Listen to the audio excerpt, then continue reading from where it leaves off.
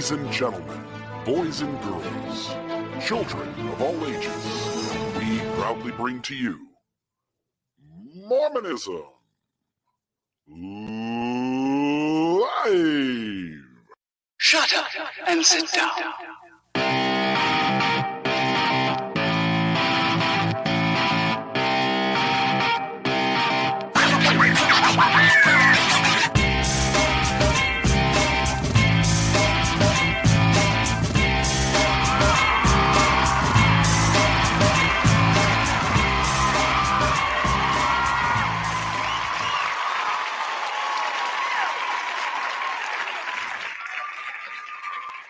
Hello, Mr. Real. Good evening, Quiet down out there. That's enough. Thank you. Yeah. Stop the clapping, folks. Appreciate everybody. 112 people in here right now. We'll be up around 300 or so in a few minutes. But RFM, good to see you. We are approaching Happy New Year. Yes, and I'm very, very happy that this year is about done. Yeah. I'm a little scared what 2022 holds. That Omicron virus is... It seems like that's a little more contagious, but a little less deadly. Yes, I'm waiting for the new year so I can have a brand new year to screw up. Yeah, they said that the Spanish flu kind of worked the same way, that it mutated, became more contagious, but less harmful, and it just became essentially a common cold at some point, you know? Right, it's what viruses do. Yeah, it's what viruses do. Yeah. But I hope you had a very wonderful Christmas. We won't go into a lot of detail about it, but I mean, unless there was something exciting that happened, like your haircut that you got this morning. Yeah. I was a little late for work with that one, but it was one of the best Christmases I'd ever had. All of our kids came back into town from Ohio, California, and we just, for 2 or 3 days, just kind of sat around and played family games and had a lot of fun. That sounds like heaven. It was almost the celestial kingdom. Yes, someone wants to know, are those new glasses, Bill? I have about 4 or 5 pairs of glasses. They're all from Zenni Optical, $20 to $30 a piece, but I like them because they're colorful. So it's got red on the sides, gold on the front. Yeah. That is really, really nice. By the way, I've got an announcement to make. You've got a brief news article to cover. Before we get into the meat of tonight's episode, we've got a very special guest waiting in the wings. So let me just make this announcement that I have been booked and tickets have been made and confirmed to fly to southern Utah. Not this weekend, but the weekend after. I will be presenting on Sunday, January 9th, 2022. Let me bring up my notes to make sure I get this correct. This is being sponsored by the Southern Utah Post-Mormon Support Group. It will be held at the Hilton Garden Inn in beautiful St. George. That's close by where you live, isn't it, Bill? I live one city over in Washington, Utah. Okay, great. Well, I hope that you will be able to make it. I have actually 3 subjects that I am figuring out which one I'm going to present on. Gotcha. Do you want to tell us what those 3 are, and we could all take a vote? We'll decide for you. Well, my gosh, I guess I could. One of them is great discoveries in Mormon studies that I have not made. That's one. I'm going to guess it's some of those documents in Joseph Fielding Smith's vault. Yes. Well, no, that's not what. It's actually kind of funny. I think it's an interesting thing. However, the second one would be uncomfortable places in the Book of Mormon, which has to do with back when I was at TBM and I read the Book of Mormon many, many times. But there were places, even in my most faithful days, places in the Book of Mormon that I would get to, and they would make me a little bit uneasy. Yeah. So don't want to talk about what any of those are. Some of you might guess, but that would be a different subject. And the third one I can't remember right now. Yeah. Okay, well, I won't be able to help you with the one you don't remember. Yes, we'll see if it comes up while you're making your announcement. Yeah, actually, I'm going to be at the Thrive in Las Vegas on January 22nd. So if anybody's in the Vegas, Henderson area, would love to have you sign up for that and see you there. So we're excited for that. And then I'll just show you here really quick. I'll put it up on the screen. Let me just get to the overlays here. I'll be really quick. This came up in the news this week. We don't want to put a whole episode into this, but it is tangentially connected to the conversation tonight you're about to proceed with. And I'll just take up maybe a minute here. What happened this week was that James Harris, the man there on your screen, he was in the middle of writing a master class kind of thing for the church on prejudice. And he was hired by the church to write that. And here's the church's advertisement, by the way, Deseret Video. You see that there. And here it says, coming soon, James C. Jones, abandoning attitudes and actions of prejudice. So he was asked by the church and hired by the church to write a manual on diminishing prejudice in the church and its members. Well, that sounds like a really positive step forward, Bill. It is a positive step forward. Hold on, RFM. Let me get to the mic drop section of this, which is in the mid. He's almost completed it. In fact, I think by now he has finished it, but he was almost done with the manual. And he put a post on social media back when Elder Holland gave the musket talk, and he criticized the prejudice of Elder Holland in that talk, and the church immediately fired him. And that was recently made known through James' Medium article that he released this week. So he was hired by the church to help rid the church of prejudice. He calls on one of its leaders who made a talk that had prejudice in it. He criticizes that leader. And as you well know, it's wrong to criticize leaders of the church, even if the criticism is true. Right. So you can criticize everyone else in the church. You just can't criticize the leaders. In fact, you could even get away with criticizing Jesus, but Elder Holland is off limits. And so James has now been released and let go.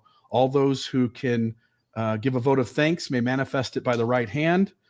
Any opposed by saying, no, we don't do that for the releases, do we?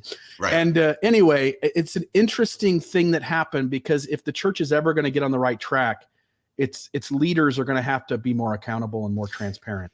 It kind of makes me think that this whole manual was sort of more form than substance. You can tell the church wasn't exactly serious, were they? It doesn't sound like it. It kind of sounds like your excommunication trial. It seems a lot like that, my friend. The one where I think your stake president actually admitted that, well, it doesn't make any difference if Elder Oaks is lying. The problem isn't whether he's lying. The problem is you calling him a liar. President Carnevale, who was my stake president at the time, acknowledged and admitted in front of not only me and my wife, but two of our friends who were at our home as well, that it appears as though Elder Holland lied, but we're not allowed to say that. Nope. Because this church is all about the truth, Bill. The truth. Yep. The church is about the truth. Don't harm the good name. We have to protect the good name. Anybody who has to make extra steps to protect someone's good name, maybe the name isn't that good. Yes, as the Gospel of John says, the truth will set you free. Yeah. And in the Mormon church, if you tell the truth, then you will be set free from the Mormon church. And I am free at last. Yep. All right. Well, we are to the main topic of tonight's show, which is titled, by the way, Apostate BYU Professors. Mm-hmm. So I was contacted by a former BYU professor. Her name is Killian. Last name is Killian. First name is Louisa Killian. And what we're going to talk about tonight, she was in the dance department. She was an adjunct professor in modern dance at BYU. We're going to talk about how she came to be a professor at BYU in the dance department, and how it is that she is no longer a professor at BYU in the dance department, or in any department for that matter. Can we bring her on? Ta-da.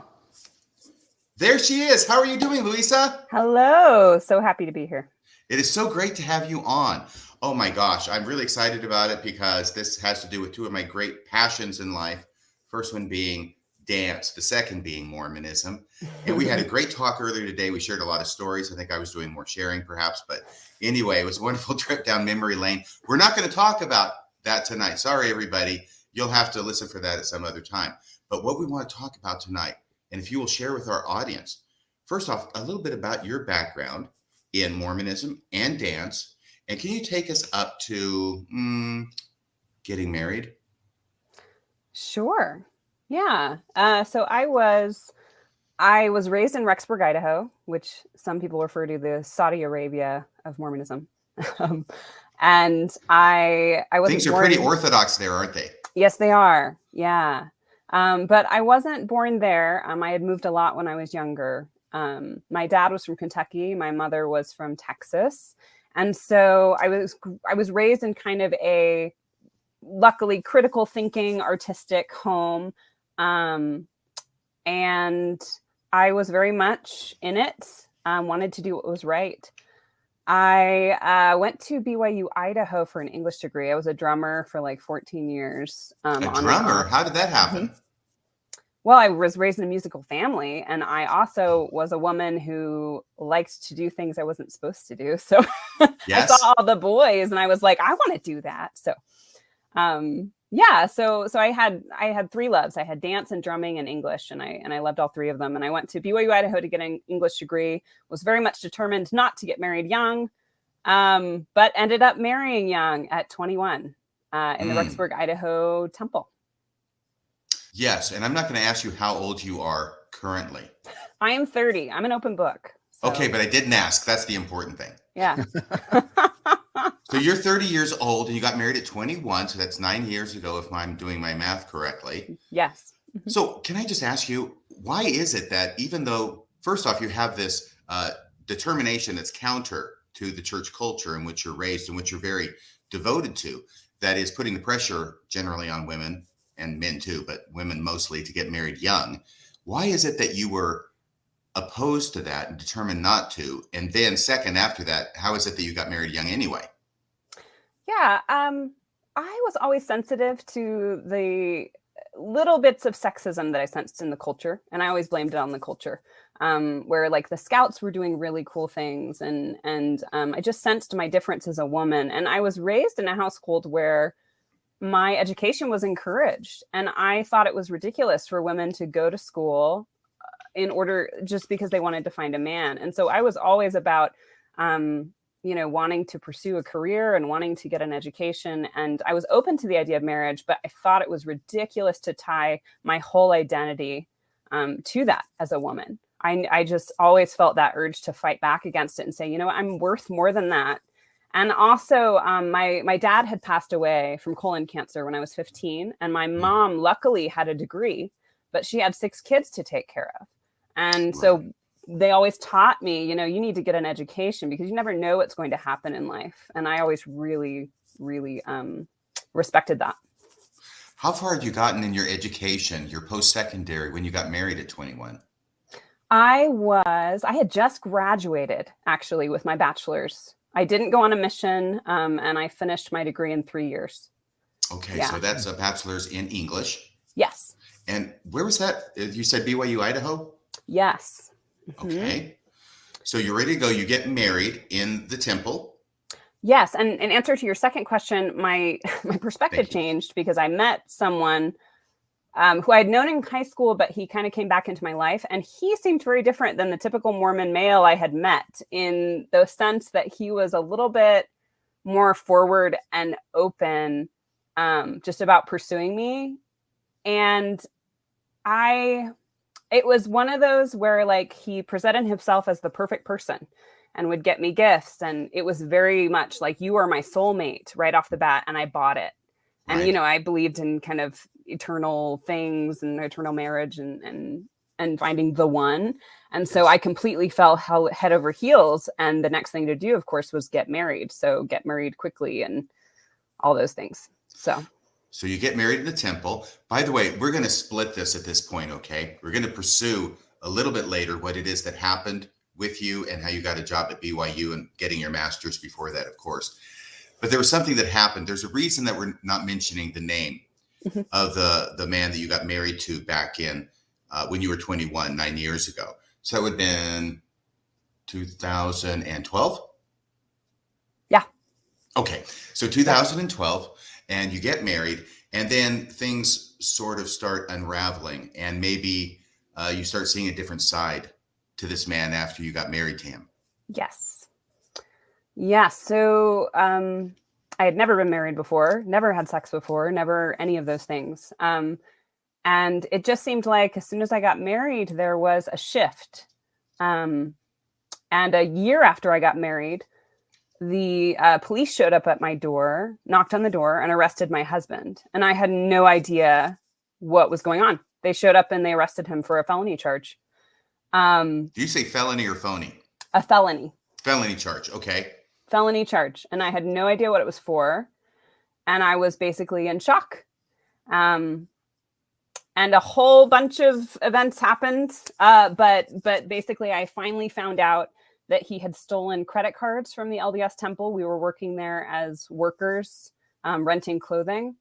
And he had stolen cash from a register and credit cards from people's lockers, as well as some credit cards from BYU Idaho students. And he had bought silly things with them. He just stole them and decided to go to the grocery store and things like that.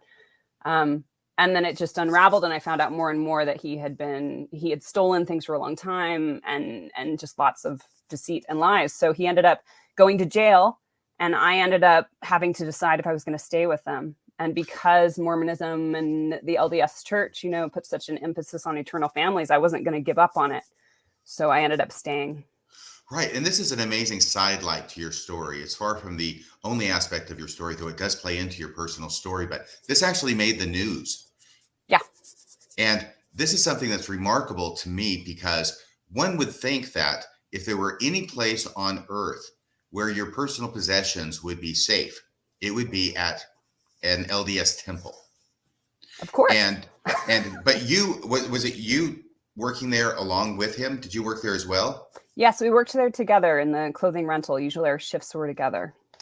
And this is a mark to me, of extreme devotion. You're just got married and you have a lot of other things going on, I'm presuming, including trying to get education and career and all those things started, and maybe a family, for all I know. But you're also, on top of everything else you're doing in church, you are volunteering to work at the temple in the clothing department. Yeah. And so he actually took, I've read the article. Can you throw that up there, Maven? We've decided we're not going to mention this gentleman's name. It's public record. It's in the newspaper, and anybody can find it if they want to, but we're just going to redact that. And thank you to Maven for redacting the name out of this. Yeah, there are a bunch of small thefts, including out of the till at the clothing, the clothing rental place. I don't know the technical term for it in the temple. I've been there a lot. I've rented clothes there a lot. What's it called? Clothing rental. Sure. Priestcraft, isn't it? I thought it was priestcraft. Oh, the priestcraft department, the priestcraft counter. Yeah. So they're doing that. But he's helping himself out of the till. And then there are people who are patrons there, I'm presuming, who had their clothes and maybe a wallet in the clothes with a credit card or cash in it. And there are some of those that he helped himself to. Is that right? Yeah, he just stole credit cards from the lockers. Yeah. Yes. And you know what this reminds me of? This reminds me of when I read the book, The God Makers by Ed Decker back in the 1980s. And out of the many, many allegations he threw out against Mormonism in the church, he thought it was very strange that in the LDS temple, they had lockers with locks on them. Right. And he asked the rhetorical question, why is it that in the LDS temple, they have to have locks on their lockers to protect their personal effects? And I guess now we know the answer. Yes. And it doesn't even enter your mind that could be a possibility until it happens. And then you go, oh, yeah, there's a reason those things are there. You know what I wanted to do was I wanted to open one up or lock it, take the key out, put it into a different locker, close that one, pull the key out, put that in a different locker, close it, pull the key out, put it in a different locker. And I never did that, but that was as mischievous as I thought to be. You're a bad boy. You've been a bad egg from the beginning. It's no wonder you turned out the way you did, Bill. Yeah. Yeah. The church is better off without me. So there were other things that happened. Obviously, this is an example par excellence of the individual that you are married to. There are other things that happen that end up leading to the demise of your first marriage. Did you want to share those as much as you want to with the audience, Louisa? Yeah, for sure. So I decided to stay with him. I have, vivid memories of visiting him in jail in this little Rexburg town, that I had no idea any kind of that sort of world. It was very lonely. So there was a lot of trust issues. We went through counseling with an LDS counselor, which was really interesting. But basically, through counseling, they sort of helped me to make the decision that if anything to this severity of distrust happened again, I would need to end. I wanted to end the marriage. I couldn't take any more emotional shock. So we stayed married for, by the end of it, it was 4.5 years we were married. I got accepted to a master's degree at the University of Utah for dance during the time that he was incarcerated. So luckily I had a career and things to go for. So I ended up coming to the University of Utah. He came with me. we started trying to rebuild everything. And then out of the blue, while I was in grad school, a woman in my apartment complex approached me with text messages from him that basically were sexual in nature. And I found out he had been cheating on me through this woman. And I, Oh, he was confronted cheating him. with her. Yeah. So this is direct evidence. Yes. This isn't just someone giving the rumor. No. This Oh. was evidence of text messages and things. And then I confronted him and he said, yes, that he had written those. And that was, that was all real. And it was just such a shock to my system because, again, out of the blue, no clue this was coming. And so I decided to get divorced because it's so terrifying to be married to someone who you don't know what they're going to do at any given time. You don't know how they're going to hurt you or how the lying and the deception is very scary. So couldn't take it anymore. And that's when I decided to get a divorce. Okay. So and you got divorced in 2006? 16? It would have been, or 17 officially. Okay. So Maybe. Really, this is quite recent, just 4 years ago? Yes. Yeah. All right. But you've been accepted into the master's program at the University of Utah? Yes. Modern dance specific. Yeah. Wonderful program. Loved it. Absolutely loved it. Oh, is that a 2-year program? It's a 3-year. 3-year program to get your master's, and you wanted to get your master's because? I wanted to teach. Right. I finally decided dance was something I was willing to work at, and I loved teaching. It was my absolute passion. So I said, you know what? I'll get into debt. I'm going to go for it. That's what I love. So. Can I tell you something? Yeah, go for it. I have mentioned this before, but it's been a long time ago. Early on in my career in the LDS Church, if I can call it that, I got back from my mission. I'm a dance major at the University of Texas at Austin. And I had this most remarkable experience. First off, I never got to the level where I really was able to appreciate modern dance the way that other people can and do, such as yourself. But we had an assignment. We had to go watch this touring dance company come to the college and perform. And we had to go to it. It was a North Carolina modern dance company, I believe is what it was called. Yeah. And so we go there, we've got to write a paper on it. And I'm sitting there, I'm a reluctant attendee. And I had the most unusual experience because I'm watching this. This has never happened before at a dance performance, by the way. Yeah. And I felt the Holy Ghost. And I don't even know what the heck it is they're doing. I mean, I can see what they're performing, but I don't know any story or anything that's related to it because it's modern dance, right? Yeah. And I'm feeling the Holy Ghost.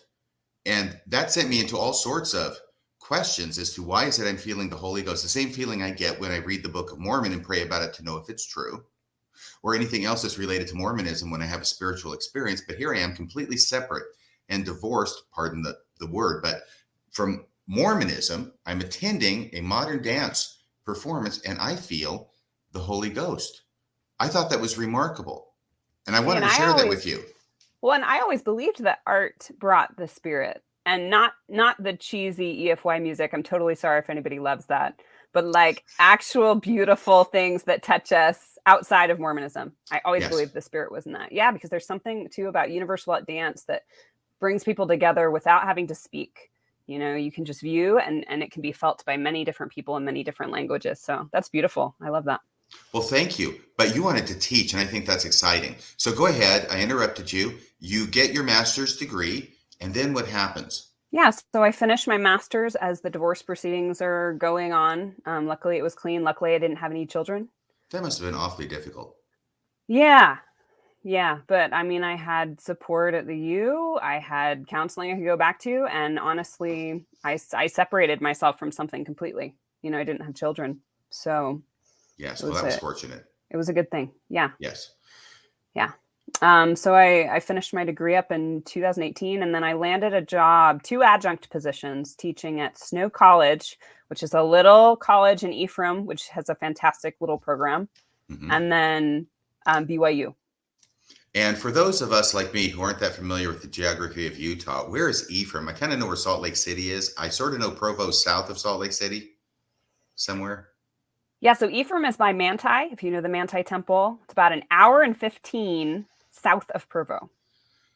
Oh, okay. So you've got 2 And adjunct professor means a part-time professor? Yes. So So you have no benefits, but part-time load.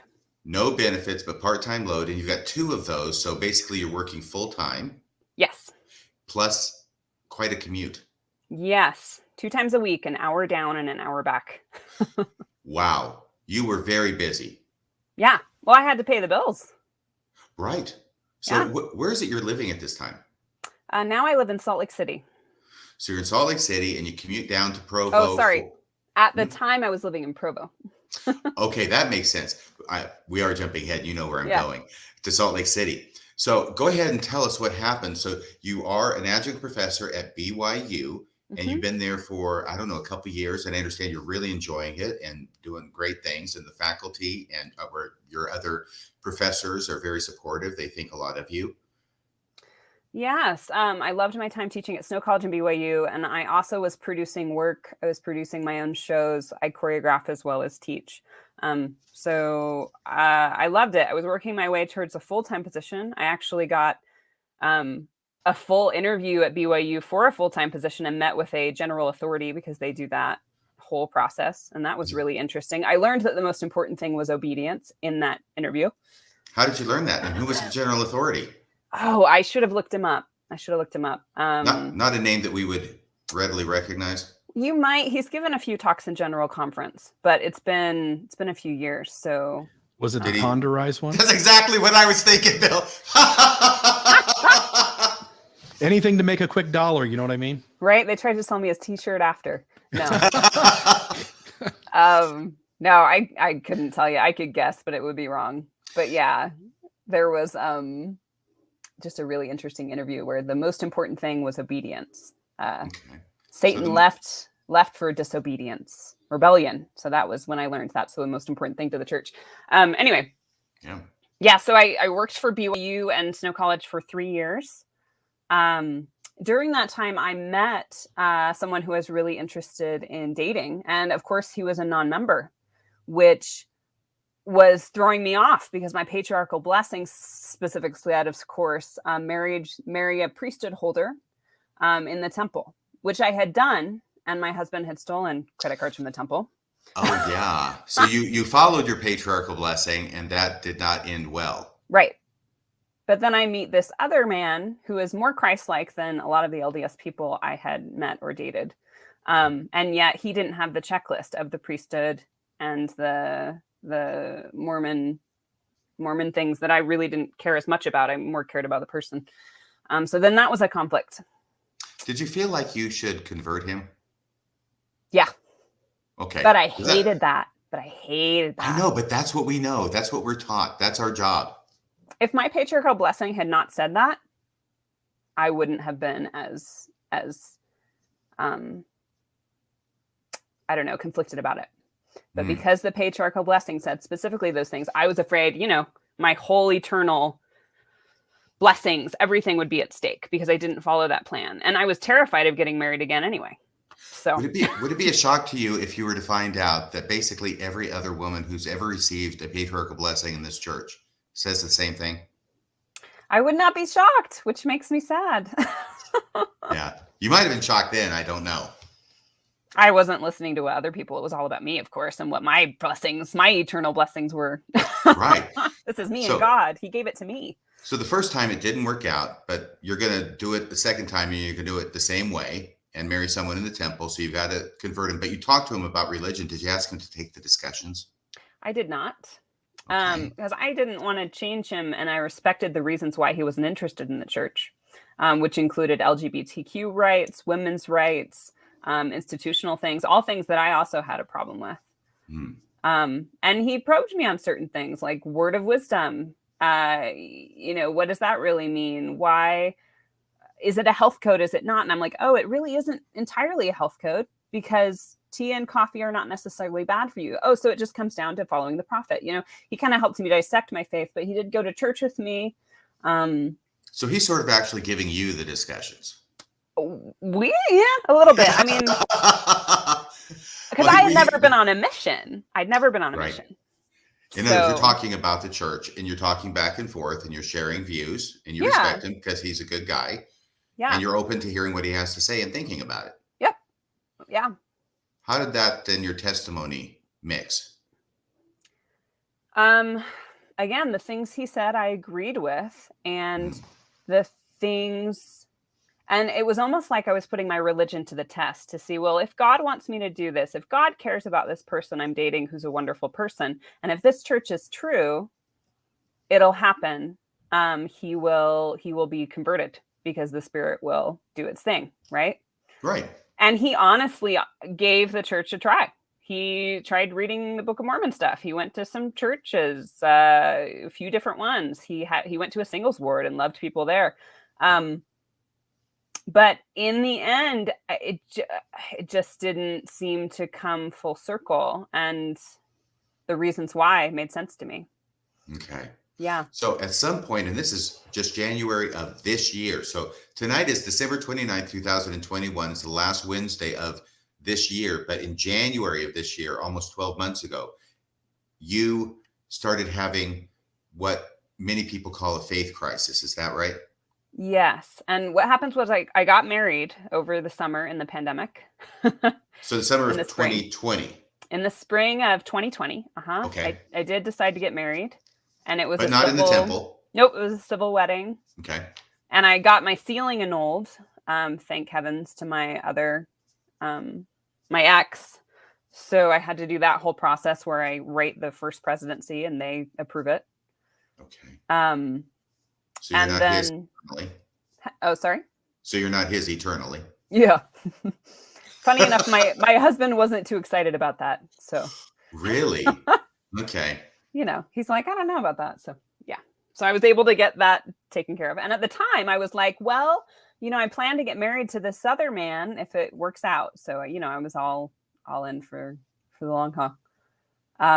So we got married during the pandemic, a beautiful wedding in the mountains, and eloped. And then we were, and just a side note, I then found out what a beautiful thing marriage could be to someone who didn't lie to you and who loved you and who respected you. And that was beautiful. That is beautiful. It is really. By the way, did you just sneak the word eloped in there? Yeah. Yeah. Because we had both been married before. We both did the big wedding and it was a pandemic. So we eloped. Okay. Just to have a quick, small, but beautiful ceremony in the mountains. Yes. Yes. Okay. Yeah. And my bishop performed the ceremony and said beautiful things. And it was great. Oh, your bishop did. Well, that's nice. Yeah. Yeah. So that's in the spring of 2020. By January, the following January of 2021, you're having a faith crisis. How did you get from the one to the other? Yeah. So all the time we had been dating, you know, is praying to God, saying, I really want to do what's right. I want to follow my blessing.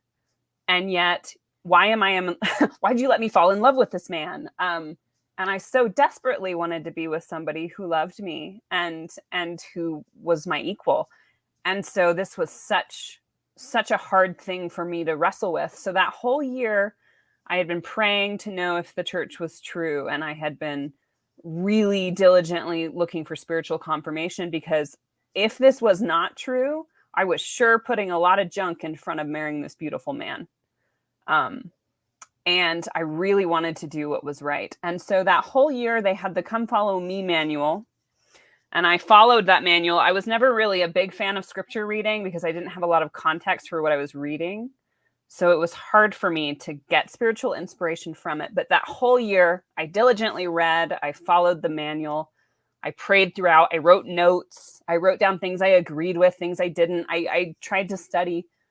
And so at the end of that year of 2020, I prayed and I followed Moroni's promise. And I just pleaded to know just even a little something, a little warm feeling like you're taught in primary. And I tried wording it different ways, you know, if it is thy will, or is the church true, or, you know, just anything I could. And I didn't get anything. I got nothing. And I just felt so abandoned by God in that moment, because I knew that I had kind of followed the protocol, and I was just yearning for a little something, and nothing came to confirm.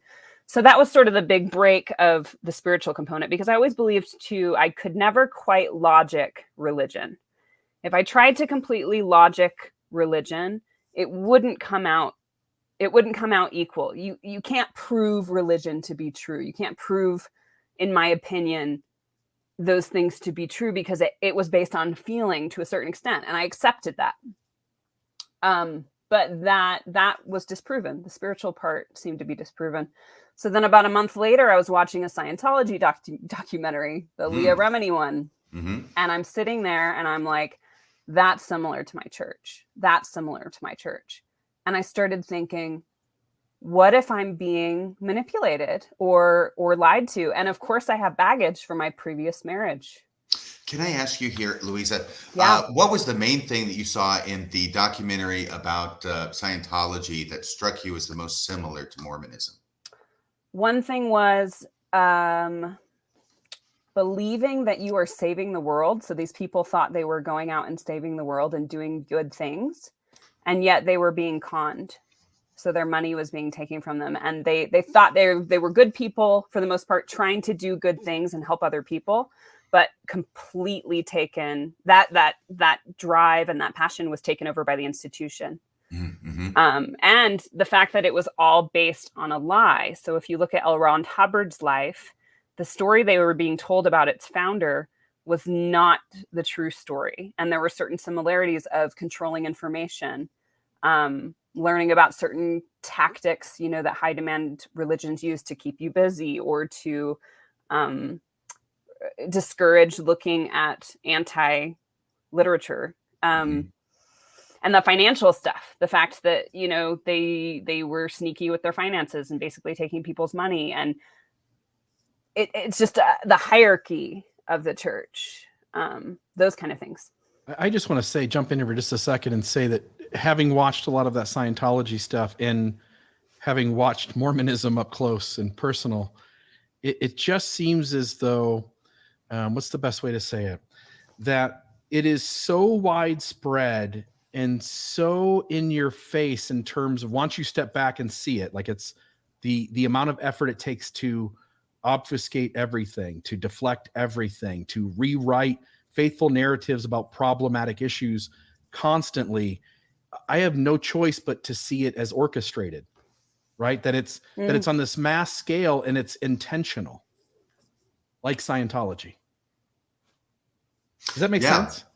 Oh. Like, does that make sense? Like, it happens so far and wide. There are so many moments in Mormonism where the curriculum has to be carefully worded, where the leader changes the question, where they obfuscate on being asked to be accountable about something, where Elder Oaks dodges acknowledging even after the fact that he was in fact there for the electroshock therapy, that President Nelson in multiple places tells a story about an airplane, and since we've covered it, I don't think the church has mentioned it once. It happens so far and wide, so far spread, that it just seems on purpose and on a mass scale orchestrated. Yeah. And I think once an institution gets large enough, then it starts to have the tactics to protect itself. And then that shows up. And luckily we have the information age of the internet where we can check it now and say, wait, you're making that up. That's a PR move. Right. So is this happening before January of this year or at that time? It's January 2021. Yeah. Mm-hmm. Okay. So then what happens? You're watching the documentary, pieces are falling into place. Was there anything about your first marriage and the manipulation that you suffered through the lies told by your first husband that played into the feelings you had about the church? I think I would be remiss if I didn't say that wouldn't be connected, because I had been lied to and manipulated before. I had that buzzer going off of, oh, am I being manipulated now? Right. By the way, I'm sorry, Louisa, you had mentioned when we talked earlier today that there was a disclaimer that you had wanted to make. I thought about mentioning it as we got for sure in the BYU stuff, but I will do it now. My intention in coming on today is not to say poor me and victimize, because a lot of people might say, well, you made the decision to work at BYU, so this is your consequence. And I see that as valid. My intention in sharing my story and my experience with BYU, though, is to hopefully bring some transparency to this issue, because a lot of people aren't really sure how the process works if you go through a faith crisis and work at BYU.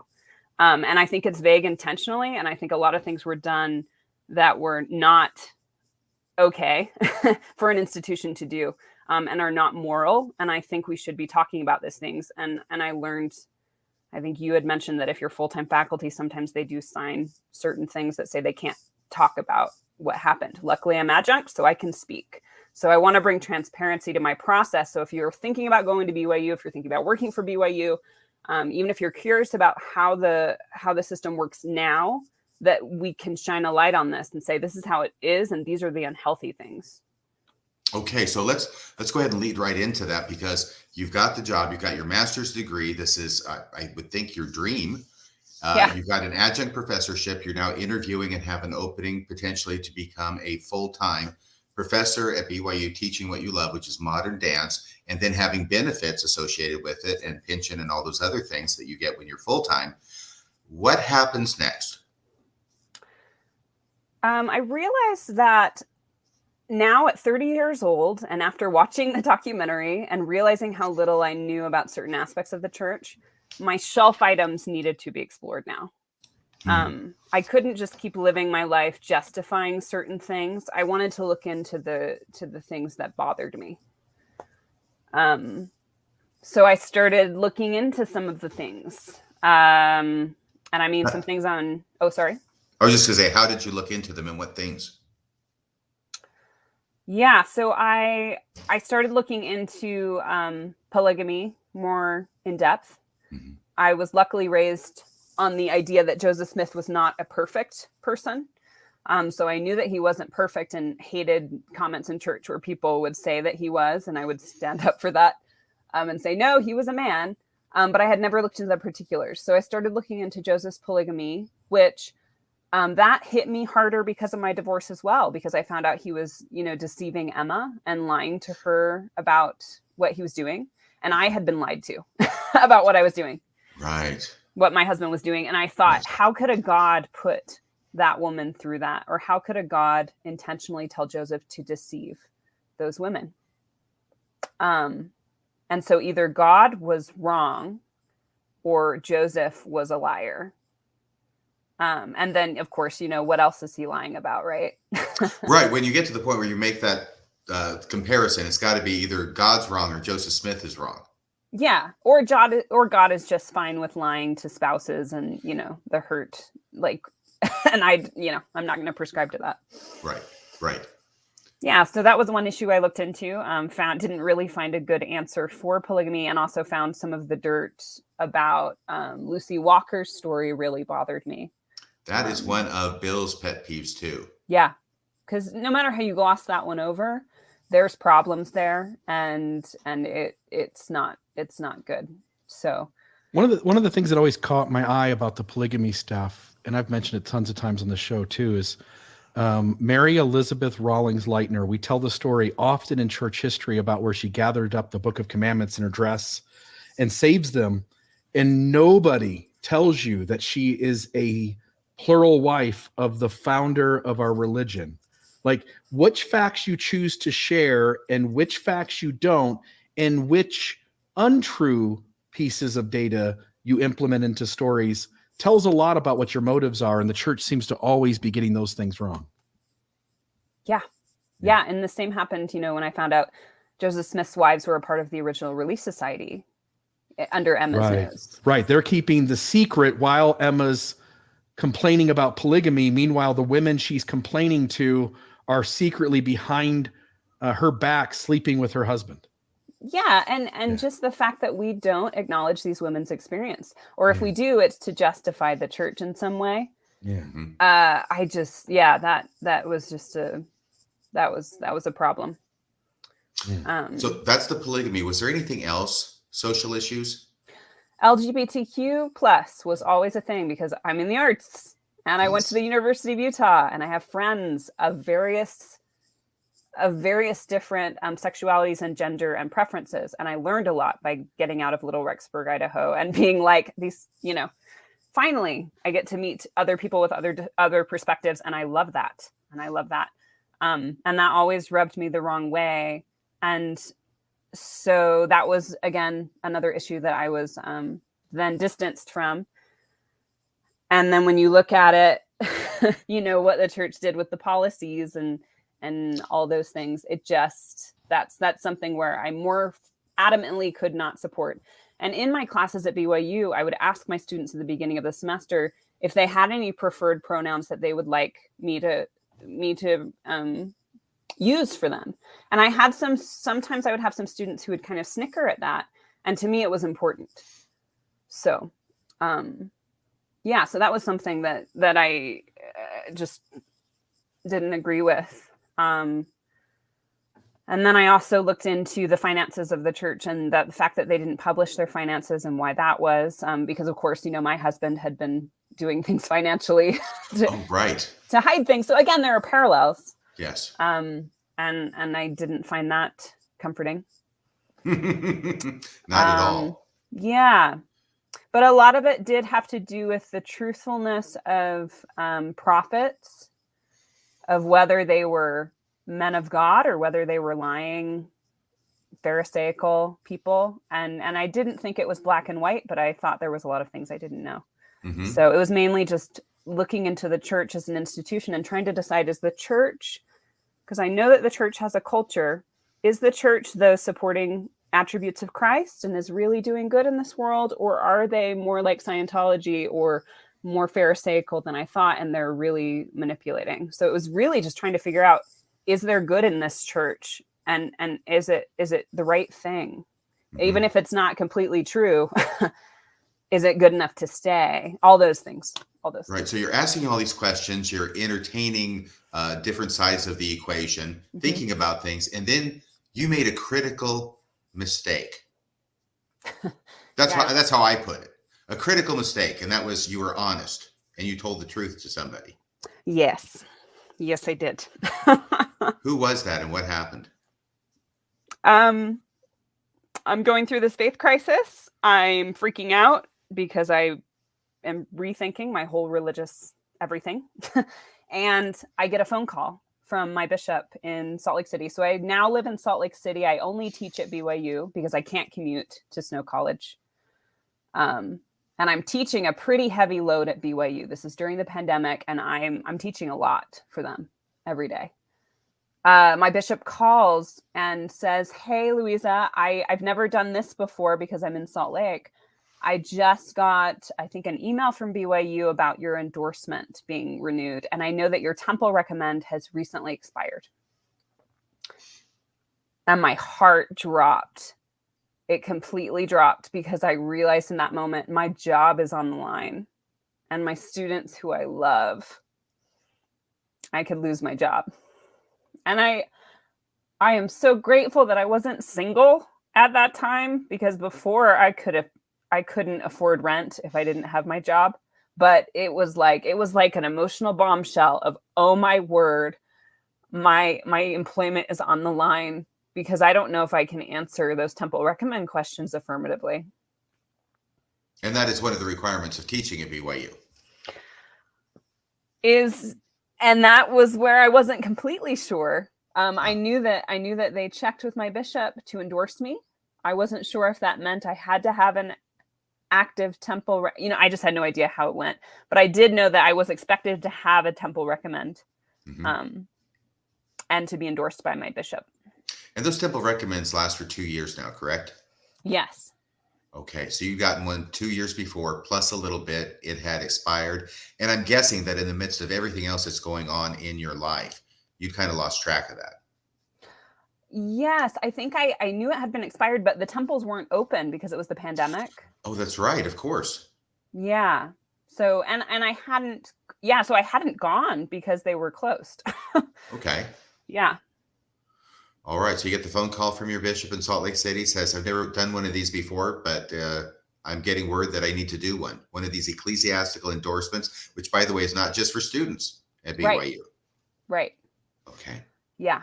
Oh, and that was the other thing about the temple, was I found out all the Masonic things, and I was like, "Oh, I'm a Mason." Had no idea. So, so the temple itself also was a point of conflict, because I was like, "Wait a second.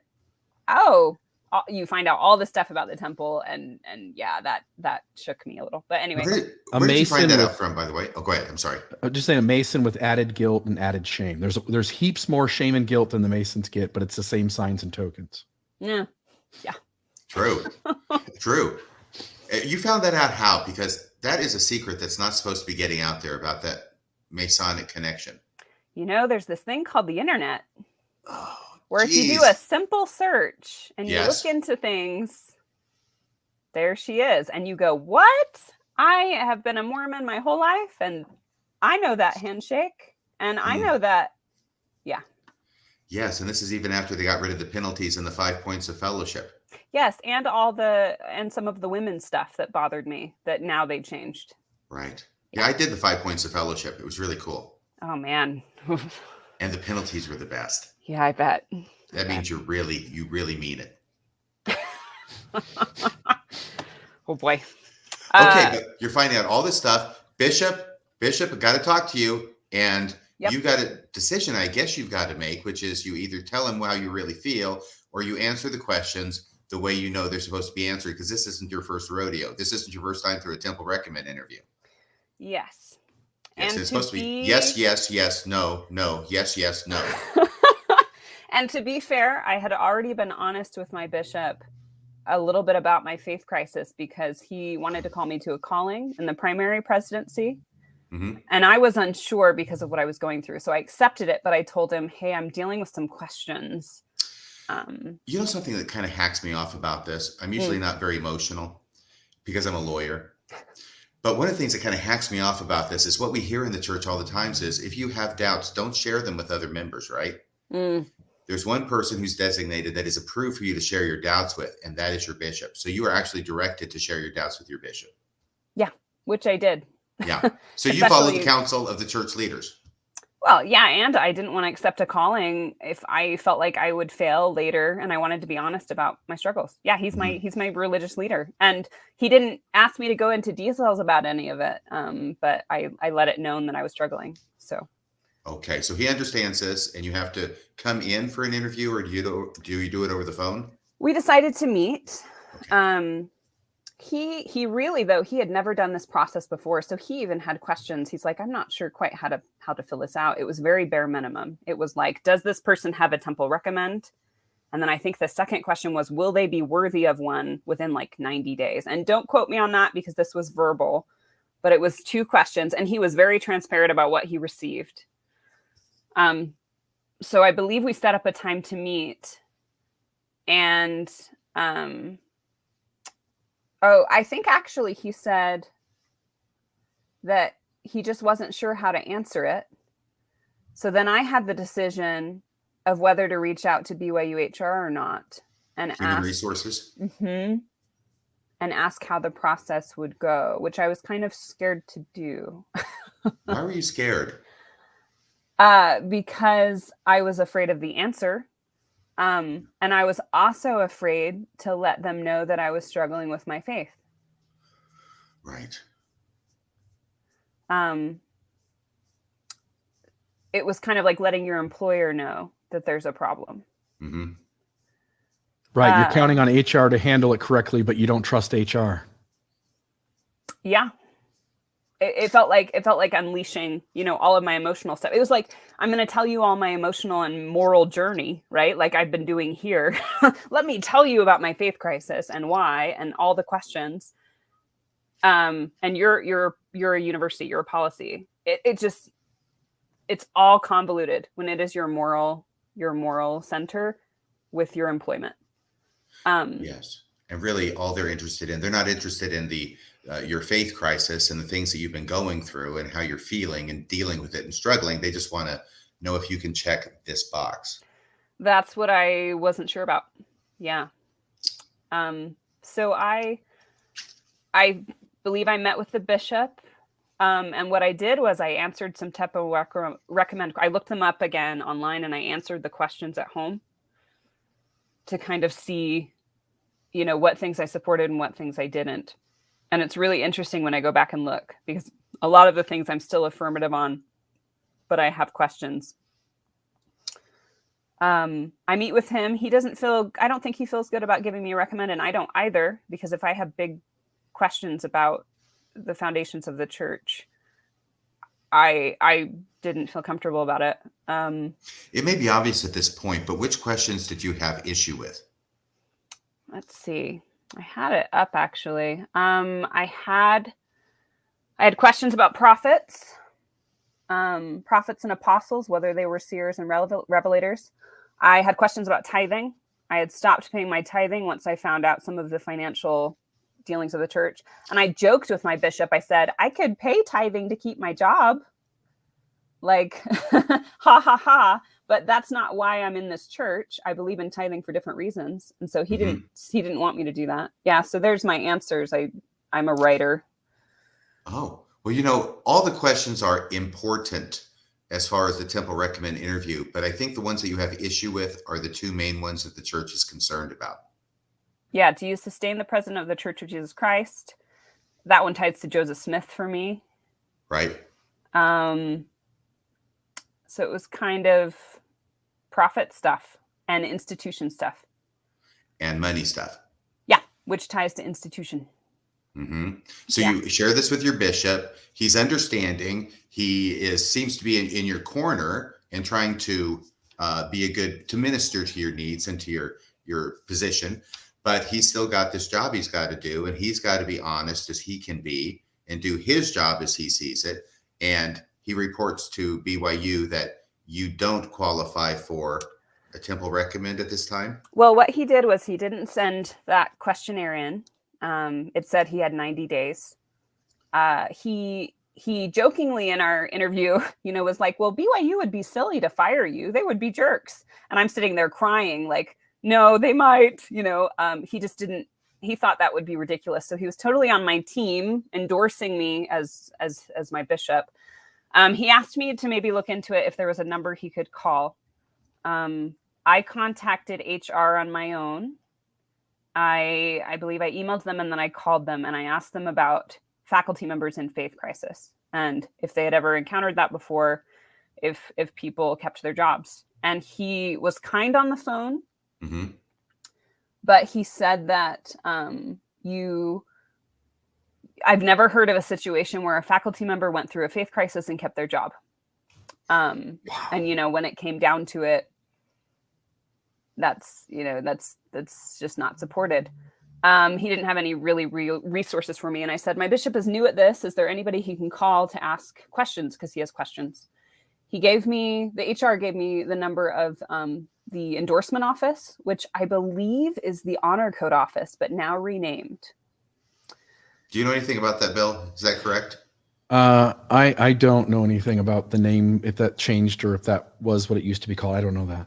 Okay, I don't know if they were separate offices, the same office. I'm sure they're connected and they all talk to each other. In fact, sure as hell we know that the BYU Police Department and the Honor Code Office communicate freely to each other. Yes, or at least they have historically. And we don't know if they still do, but they're not supposed to. Allegedly, they still do. Okay. So you go to this office, right? But here's the thing: is that I'm assuming that you think, well, is there like a hotline? Are there resources for this? I've got an issue, and so do you have some sort of department that helps people in this situation? Sure, or just information about like what's going to happen to me, and then also resources for my bishop. Yeah, because he's not a provo bishop. Right. Okay. So and basically, go ahead. They give you what? No, so they give me the number and I pass it along to bishop. The bishop calls them. After he talks to them, he gives me a phone call and he's transparent through all of it, which is wonderful. He just tells me how the process is going. So he tells me that he called. Well, he actually calls me and said, we should meet. I want to tell you what they said. Oh, that sounds like bad news. Yeah, he wanted to tell me in person. Apparently he had called them and he had prepared really good questions about like the specificity of the words in the recommend interview because he wanted to pass me. He wanted me to keep my job and he wanted to support me. He wanted to endorse me ultimately. So he asked some really specific questions about the wording and was really fighting for me. What does the word sustain mean? Yeah. Specifics like that. And he was passed on to a supervisor. The person he was talking to, apparently couldn't help him. So he was passed along to a higher supervisor. And this is what the bishop told me in the office. And I was there with my husband. And I just cried while he told me this, but he said, that they gave him the scriptures from Doctrine and Covenants about the 3 kingdoms of glory, and that I was now considered a terrestrial person and not celestial, and that there are a lot of honorable people out in the world, but they're not at the celestial level, and that the reason they do this is for the safety of their students. And I just bawled. I just bawled because I was like, I'm just trying to do what's right. I would love to keep teaching at BYU. I'm not going to harm my students. I'm not going to talk bad about the church. I teach dance. Right. You teach dance. You're not in the religion department. I believe in the attributes of Christ. My teaching isn't going to change. What can I do to keep my job? And yet I was considered less than. Doesn't it seem strange? It seems like a strange thing that the way the church operates is somewhere early in your life, you believe things, you commit to things, you don't understand the full context, and you promise this institution that you're not going to change. Like, you're not going to grow, you're not going to adapt, you're not going to have anything move or shift within you. And yet moving and shifting and growing and thinking and wrestling and questioning and being curious, all those things are attributes of a developing human being. And it's like they almost stunt your growth at around maybe the age of 15 years old, essentially. And you're essentially, whatever you are at 15 years old, you promise to stay that for the rest of your life. Yeah. And I'm in academia. I might be Yes. in dance. I might be in dance, but I wrote a thesis and I believe in intellectual thought. And so the fact that at 30, I'm considering my views more carefully, that's not encouraged. Or if it is, lie about it. RFM, somebody asked in the comments, There's Logan. somebody asked about religious discrimination and whether, from the legal standpoint, like discriminating based on religion is illegal, and yet somehow these private schools have some sort of protection, even though they also receive federal funding, they get a legitimate full-fledged police force, do you have any thoughts on that? I don't know. I know that's not your specificity of law, but do you have any thoughts on how they get away with discriminating based on religion? I expect that they get away with it because they can. Yeah. Well, and I reached out to the legal based group, Free BYU, that I told you about. Yes, tell us about that group, Free Because- BYU. Yeah, Free BYU, and they're set up for students who get kicked out of the university for changing their religious affiliation. They get kicked out of their housing. They lose their everything at BYU, and you would think that would be, against the law for religious freedom. So I reached out to these people because they help students, and really they just asked that LES students be allowed to change their personal religious beliefs right there without being expelled from the university and evicted from housing. And so I reached out to them and asked if there was anything they could do, and they sort of helped me understand what my options were. But in the end, BYU has the right. It's in my contract, when I sign every semester that I will, I don't know the specific wording, but what I eventually found out, that is, if you have ever been a member of the LDS Church, you are held to the Temple Recommend standard. Even if you were baptized at 8 years old and have been Catholic all your life, you will be held to that standard. And they only hire non-members, and I have this in writing, if they have already hired somebody of the LDS faith. They're given priority. Right. Well, I think the problem is that regardless of all the other Temple Recommend questions, you absolutely nailed the last question, which is about being honest in all your dealings. That was confusing to me. Because you're knocking that one out of the park, and you're being honest in all your dealings, even when it has the very real potential to harm you and your career. And yet, well, I guess we haven't quite gotten to the rest of the story. Yeah, it's hard. We're kind of skipping ahead to the legalities, but yeah, no, that's the funny thing. I could have answered all the questions affirmatively and then answered the honesty question no, because I had just lied about everything. Right, or you could have just lied about everything else. Yeah. And that's what my ex-husband did, was lie when he went to the Temple Recommend interviews, because he had been stealing things his whole life. And and other things, other deceptive things. He lied and was able to get into the temple. Like, I don't want to be that person. Isn't it you, RFM, that said Mormonism makes a liar of us all? Makes liars of us all. I actually quoted myself to Louisa earlier today. Just a quick note too, by the way, you and I both know former, or maybe you know current professors. I know current professors who are not believing. One of them just texted me and said the Ecclesiastical Clearance Office is a separate office, just so you know. That comes from a non-believing BYU professor. So, FYI. Yeah. Okay, so they have a separate office then. But I'm sure they communicate freely. It would seem to be some overlap there. At least a phone line. Yes. So we left off. I'm sorry. You're crying in your bishop's office as you're talking, and your husband's there, and he's trying to be supportive as he can be, and your bishop's trying to be as supportive as he can be.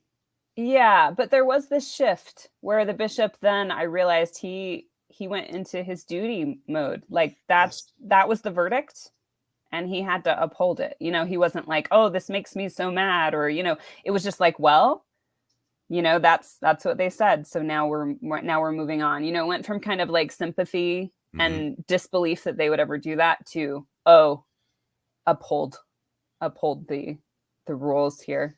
Yeah, it's like Paul McCartney said, you got a job to do, you got to do it well. Yeah. And so, and honestly, again, I don't want this to be completely victim, but I think that wording coming from an institution, a university, it came through my bishop. So it was verbal. It wasn't in writing, but that was not something that is appropriate for any religious or for any university. I feel like in the United States of America, to be able to tell people to use religious doctrine against them when they are holding their employment intact. So that was just wrong. And it negated what the church is trying to teach now in some talks about, hey, don't view people who have faith, who have questions, as horrible people. Like that's if you have questions, that's okay. Right. And this is the part where he talked about you're terrestrial. Right. Yeah. The scripture that was thrown at me. Right.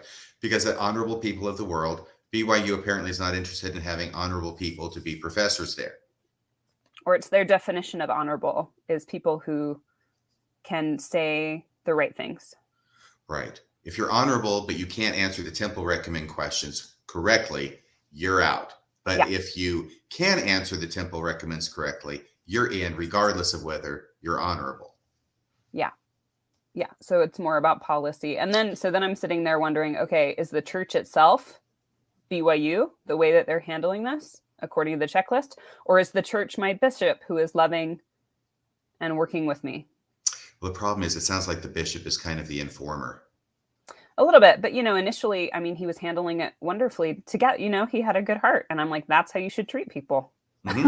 Right. So that only deepened my faith crisis of but when push came to shove and he had to make a decision, he chose doing his job for the church. Yeah. And I mean, and what he did was, he said, you have 90 days to figure it out, basically, not from that point, but from when they sent the email. And 90 days to figure it out. Does that mean 90 days to answer the questions correctly? Yes. Okay. Now, that's not that hard. You know what it is they want to hear. Why don't you just tell them what they want to hear? I know. From a believer's standpoint, it's easy. Or from a person who says, hey, keep your job and whatever. But I don't do that. And nor am I bullied into telling somebody what they want to hear for my beliefs so that I can keep under their thumb.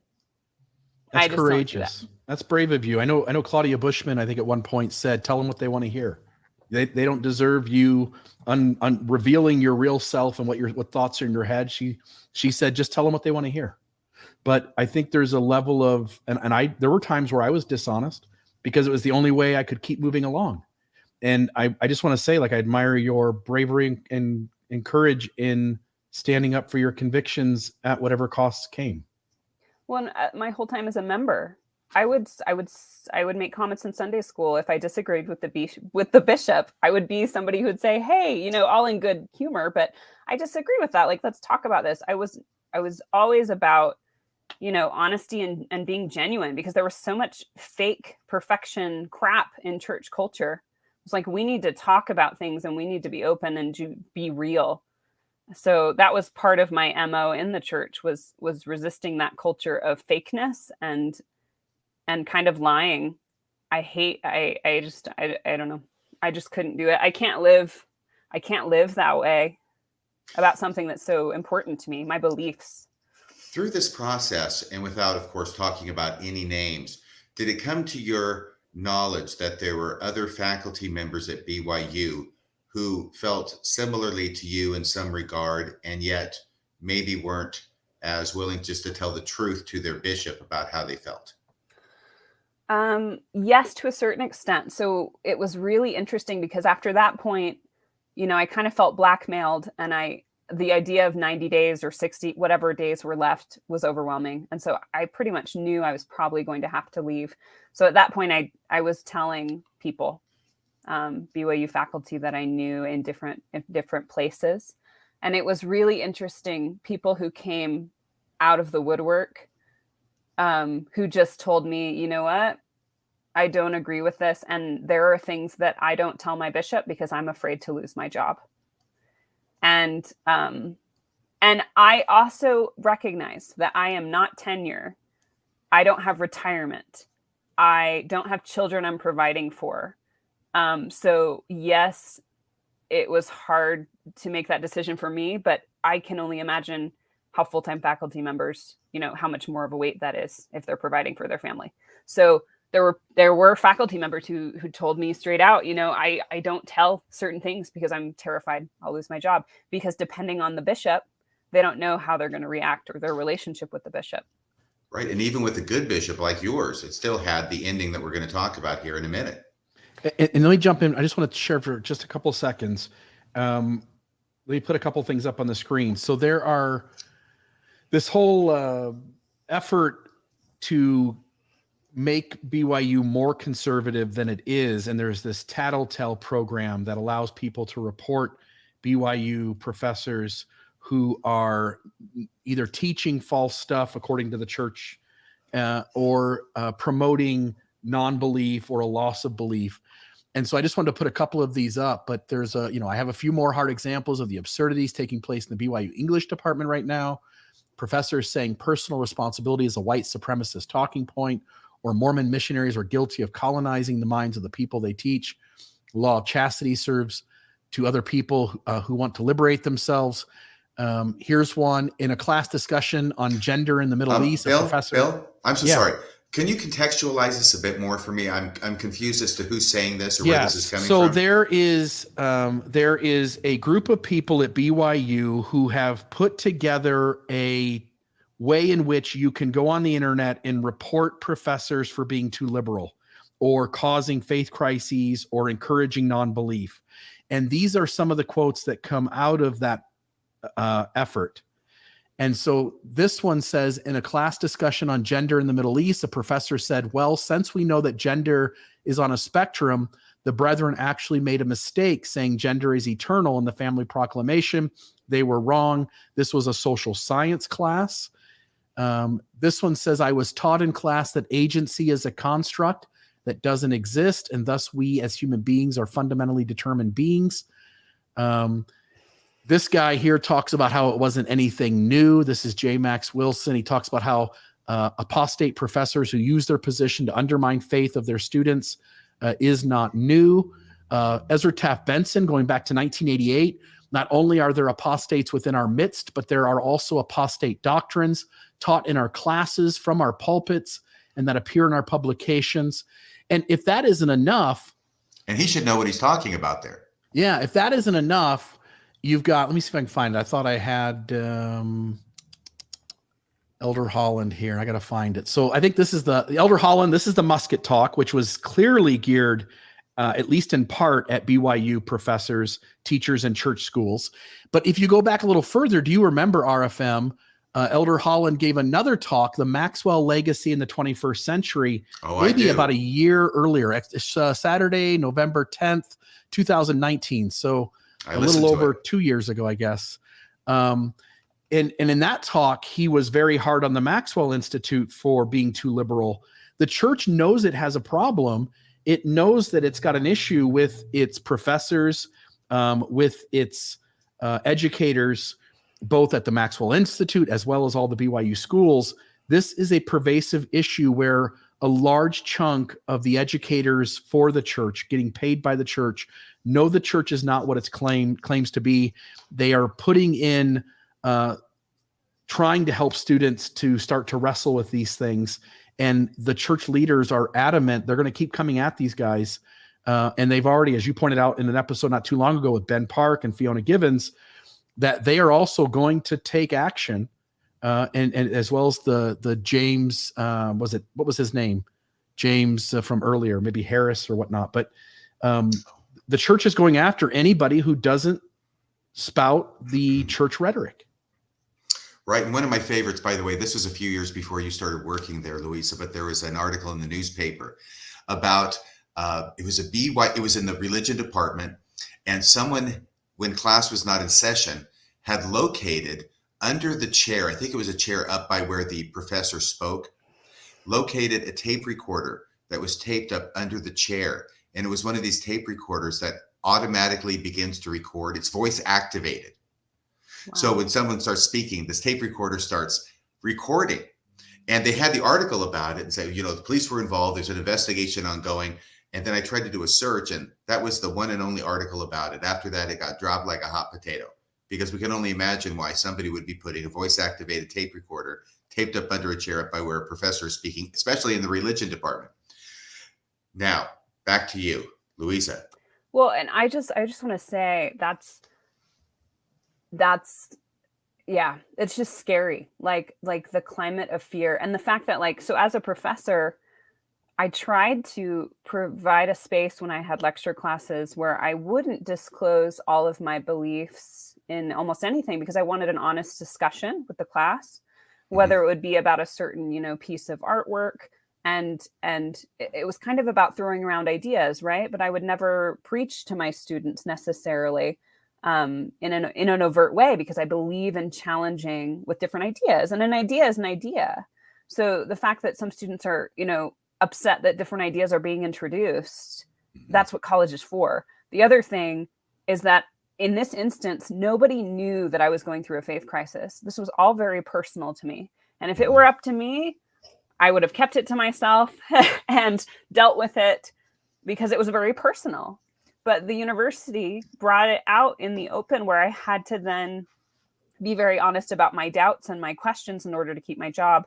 And I'm a person, I wanted to stay at BYU and I wanted to keep teaching. And I'm a person who, if somebody had approached me and said, hey, these are the principles you need to be teaching, or, there's something wrong with your teaching, or you're spreading these kind of views in class. I mean, I would adapt. I would work with somebody, but just the fact that they cut me off so early because I had questions, I hadn't left the church. I was just freaked out and going through a crisis. They cut me off because of that. That was frightening, because it wasn't like I was a super liberal professor in an overt way. I didn't see myself as a threat. The only threat was I didn't feel honest about answering some questions or paying tithing. Yeah, and you're not you're not choreographing a dance about masonry in the temple. No. And I deeply cared for my students, and I deeply believed in beautiful principles of the gospel. And that was still integrated into my lesson plan. Okay. Well, we've got to get to the climax of this episode. Yeah, that's sort of the climax, is when then I knew there was kind of no hope. So the writing's on the wall now. After that, I realized, my bishop had advocated for me the best he could. And even he had kind of come up short, that they were just gonna cut me loose. So that's when I reached out to Free BYU. Right. I wrote a profile for them to get my story out there, and they kind of helped me a little bit know what my options were, which weren't very many. And eventually I talked to my, the dance department, and they were phenomenal. And they said, we will hire you as long as they let us. Mm-hmm. We love you and think you're a wonderful asset to our program. And I have nothing bad to say about the BYU dance program. everybody who knows me or that program is fantastic. They were sad to see me go. So I worked for them up to the moment where they were not allowed to hire me. And then I couldn't in good conscience, I think even if I had felt like my faith was improving in the church, I just felt so manipulated by the university. I didn't feel like I wanted to go back. I didn't feel like I wanted to keep teaching there, even though it broke my heart. So I finished my contract and I ended in the summer. The summer of this year, 2021. Yeah. Okay.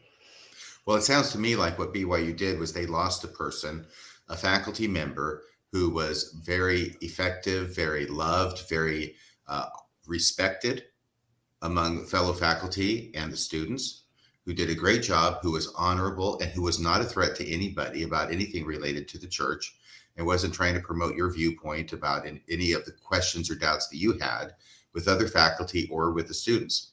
And this is a pattern I'm seeing with the church, is that they are consistently enforcing policies that result in them losing their best and their brightest.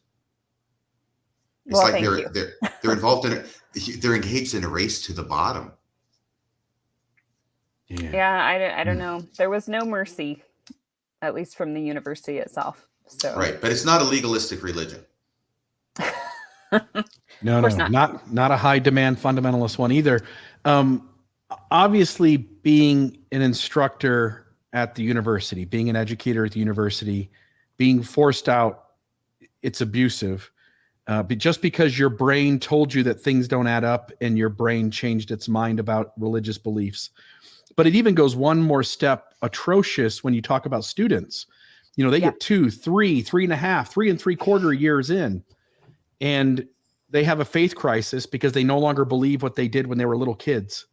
And it feels like a very normal thing for people to go through. Yeah. And here you've built up these years of education. And when you lose your faith, which you can't help your brain telling you that it's gone, and then they essentially go, you're out on the street, you lose all your credits, you have to start over from absolute scratch. At least you get to keep your degree and move on to apply some other place.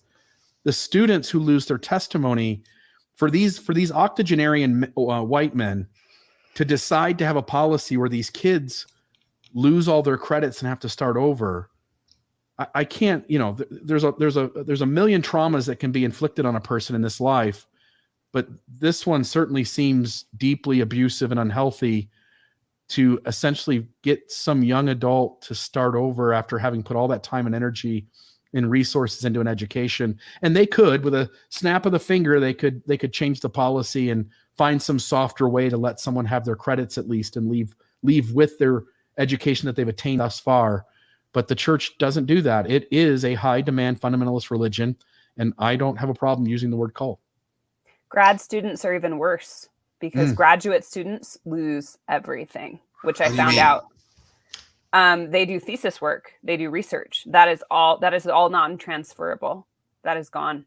Wow. And so the worst things I heard were from BYU, free BYU profiles of graduate students who were forced with the decision of lying to complete their graduate work. You have to. Or losing everything. And then when I found out students were still being treated this way, that's when I was like, oh, I'm speaking up as much as I can about this, not just because faculty, like, boo-hoo, I still have my master's. Hopefully I can find another job. But students, that's absolutely not fair, because they're at a time in their lives where they should be thinking deeply about those things. Doubt your doubts. Right. Everybody bow your head and say yes, damn it. Just say yes. Yeah. Again, they force you to lie. What are your choices? To lose your entire, what you've been building up for, what you're trying to make a career out of, the education you've attained. The church really does want you to fake it. And they're perfectly happy if you fake it. If you keep your mouth shut, keep these crazy thoughts inside your head and don't say them to anyone, they love it. They don't have any problem with you faking it and lying inside, lying outwardly and thinking a different thing inside your head. And in many of these instances, because of the spot they put people in, I've got zero problem with professors or students being dishonest and pretending to the church until they get far enough along that they get to keep the things they've attained. And that's where the tricky part is then the belief, you can say, well, that's the university. That's not the church itself. But I'm finding, there are a lot more similarities. Do you know who's on the board of BYU? The apostles, right? Yeah, church leaders, 70s and Quorum of the 12 and First Presidency. Yeah. Yeah, it's an arm of the church. Yeah. Yeah. So and if you're the president of a church school, you've got about a 50% chance in making it in as an apostle anyway. Mm-hmm. Yeah, it's an arm of the church that manifests itself in an environment where they have a great deal more power over the people who are there than they do maybe outside the university in the regular ward. And what we see is what happens when the church has that power and what they do with that power when they can exercise that power. Well, and that's the similarity I saw with Scientology, is if you tried to leave, they would blackmail you with whatever they had. And that's what felt like they would hold, you've paid all this money to them and you don't get your money back, right? Like they hold things financially over you. Mm-hmm. And that pressure is just wrong. It's gross. Yeah. Well, I would be remiss if I did not bear my testimony this day. No, I'm sorry. That was habit. I would be remiss if I did not ask you to conclude by giving us the denouement after your separation from BYU, after you got cashiered, canned, fired, let go.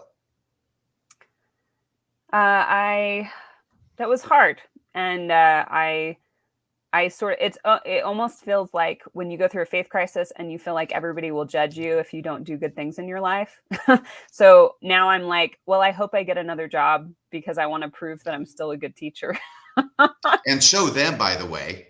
I'm sorry, that's how I would feel. Just a little bit. Like, yes. So I'm still a little bit discouraged because I'm not doing with my master's what I wanted, but I do have a job right now. I'm busy.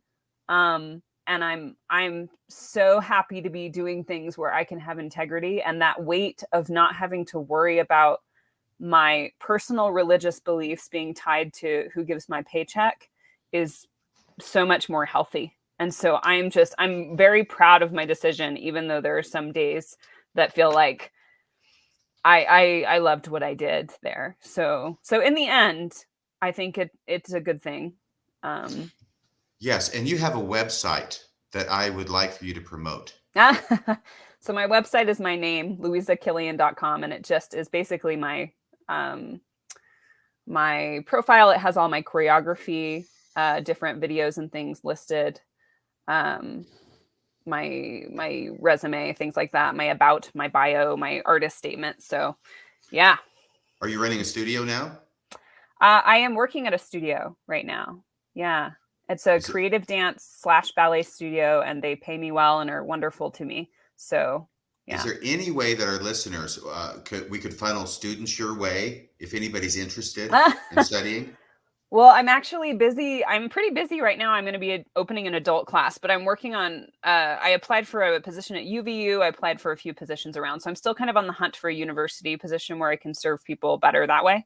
Mm-hmm. But at the moment, I'm busy enough that I don't feel the need to kind of advocate for more students. But if anybody wants adult classes, they can contact me through my website and I can direct them where I teach. So okay, and that's louisakillian.com, correct? Yep. Mm-hmm. LOUISAKILLIAN.com. Yeah. Can I add something else here before we jump to phone calls?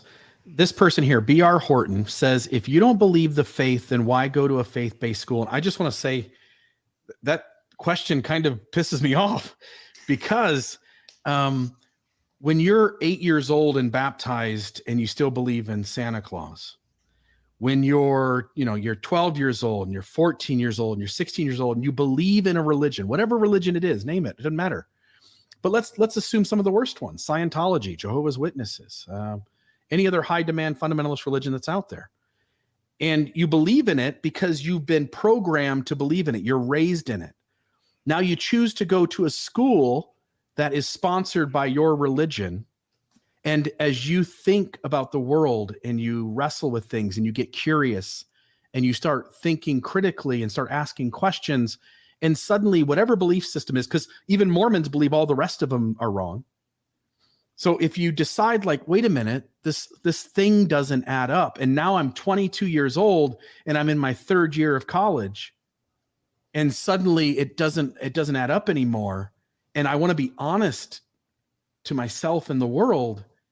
And my only option is, if I do that, every single credit hour that I've earned gets taken away. I would say, B.R. Horton, your question is idiotic. And it perpetuates the abuse that is going on, and it fails to recognize how easy it is for kids to believe in all kinds of things, including all the religions you think are false. And then to have that change and not to be compassionate and kind to these young adults who are trying to figure out their way in the world. And so for B.R. Horton, I think you're part of the problem. Well, I think it makes sense if you believe people never change. Yeah. If you don't allow for people to change, because the answer, people will say that too. Well, if you don't believe, why work at a university? I believed when I worked there. I just had questions. Or when a student applies, they believed, but they change or they have questions. And so if you don't allow people to change, I mean, that's just cruel. That's viewing us as isolated beings that never grow or aren't allowed to have belief in anything, because I think belief is a lot more complex. Yeah. And I'll say too, because this is our show and it's not B.R. Horton's, I'll just say, B.R. Horton, you're a fool. Like, that's a foolish take. It's an absolute foolish take.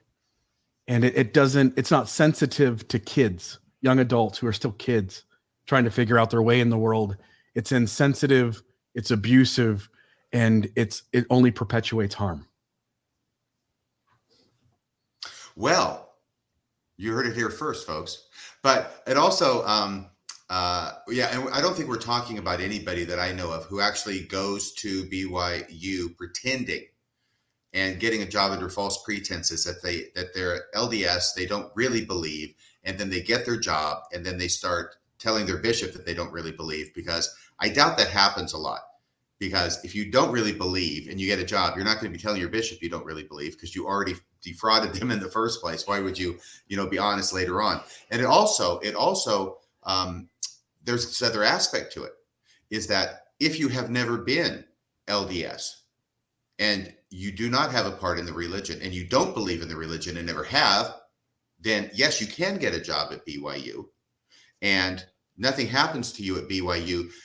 Let's say, I don't know, you have no particular religion. Let's say you're a Catholic, okay, a nominal Catholic, and you go to BYU. You're fine there if you decide, well, hey, I want to be Lutheran. Yeah, that's fine. Or if I decide I'm going to be an atheist, I don't know actually about that, but yeah, you can change your religion, and you're really golden if you change to Mormonism. That would be the best of all worlds. Yeah. The problem is, as soon as you change to Mormonism, now you've got these additional burdens associated with this and additional responsibilities. And then if you were to have the issue that you had, Louisa, and tell your bishop, then you're going to be out. Whereas if you hadn't converted to Mormonism in the first place, then your way is clear. Yeah. Yeah. Basically, there's no going back. Once you reach a highest rung, you're not allowed to go back, even for a moment. There's no Christ-like mercy there. You can't fall. You have to stay up at that standard, whether you're doing it or not, so that you can stay in the club, is what it felt like. That's why I asked specifically about non-members. I said, well, I think you guys hire non-members. How do you treat them? And that's when, I found out that, even if you've ever been a member of the church, you are held to that temple recommend standard. So it's just, it was very revealing to how the whole process worked. Yes. Well, I appreciate your being on the show. We've got a caller who has called in, and I think I know who it is because he had contacted me earlier, and I had put Maven, who's our call screener, on alert for his call. He also being a professor at BYU, I think in the English department, if this is the individual, I think it is. If we can get the phone call in, I'm not going to mention the name right now. I think he won't have any problem mentioning his name, but I don't want to do it for him. Yeah, let's let him do it. I'll put him on the show here now. Are you there, caller? Can you guys hear me? Can you guys hear him? Yeah, can you guys hear me? Perfect. Yes, can you hear me? Can you hear? I can. Perfect. Go ahead, my friend. I'm the one that RFM mentioned. So, yeah. And I'll say my name. My name is Chris. If someone can figure it out, that's fine. Maybe someone can reach out. But so I wanted to thank Louisa. I hope I'm pronouncing her name correctly for coming on, because the more I listen to your story, it's strikingly similar to mine. I actually teach at Snow right now, so it's kind of fun. I think we actually overlapped for maybe 1 year. I started in 2019, but I just wanted to quickly kind of share my experience too, just to validate yours, and if there's anyone listening that maybe can benefit from this.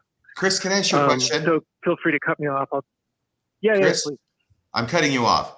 No, actually, Yeah. all I'm doing is it's a little bit sketchy, your connection. Is there anything you can do, like bringing the phone closer to your mouth or walking around to where you might have a better signal? Because I really want the audience to hear what you have to say. Yeah, I can try. Is it sounding better at all? That sounded a little bit better to me. Okay. Well, I live in the sticks, so that might be part of the problem, but It might be, but go ahead. Yeah, so I just wanted to kind of throw in my experience because it's very, very similar. And I even had the same disclaimer that I'm not claiming to be some sort of victim. And I think the stakes are lower for me too, because I was part-time or am part-time. And I have been a part-time instructor in the English department for about 10 years. Is that at BYU? And yeah, this is BYU. So I was at UVU and BYU. Now people are really good Oh, I'm sorry. But I haven't actually mentioned your last name yet. No, it's fine. I actually am okay with people reaching out. I think it would be good to talk to some people who might want to or need to. So I started having some faith issues in about 2012, and like Louisa, I thought, I need to be honest.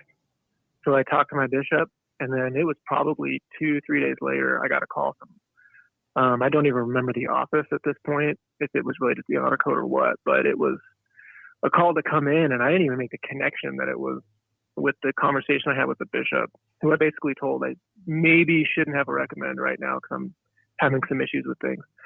And that's what it was, basically a notice to finish out the semester, and then I was terminated. And I thought, whoa, that was very quick. Okay, what can I do? And I think it was a similar situation, but it was about a 90-day probation. And it was a weird situation because I'm thinking, do I I'm making a significant amount of money, to support my family while I'm teaching at BYU.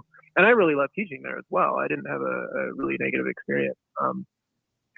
So do I lie about this, or do I, just be completely honest and totally lose my job?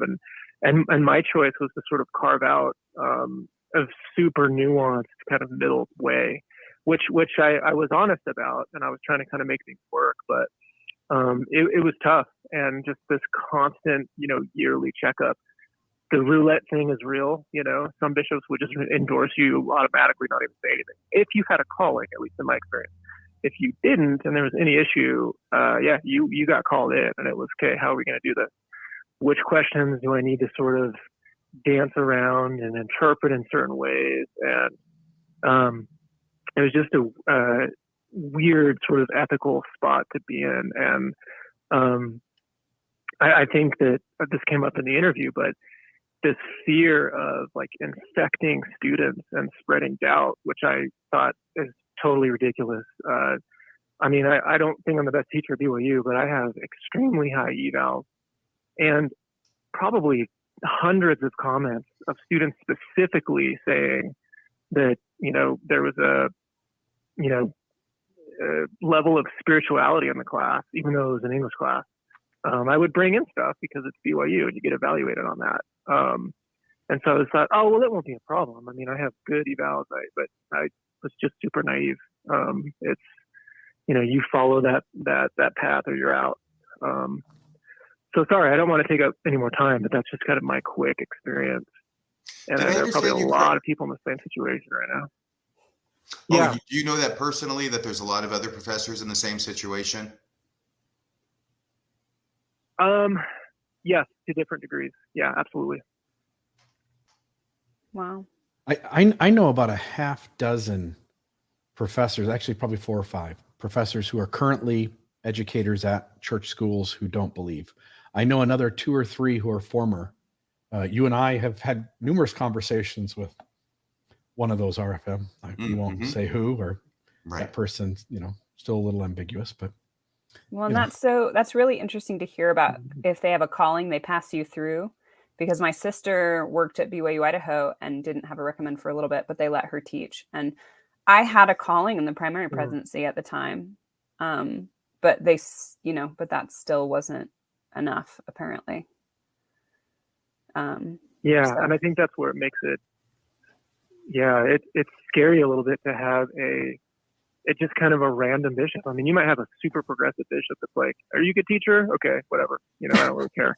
That's probably not as common in Utah, but I don't know. It seems like there's no clear calculus there to explain how a bishop's going to react. And I think kind of like your bishop, mine at the time, this was in about 2017, really, really good man. I mean, I respect him, but at the end of the day, it was just kind of, I got to follow the rules. And I don't fault anybody in that position, but I was a little bit naive, I think.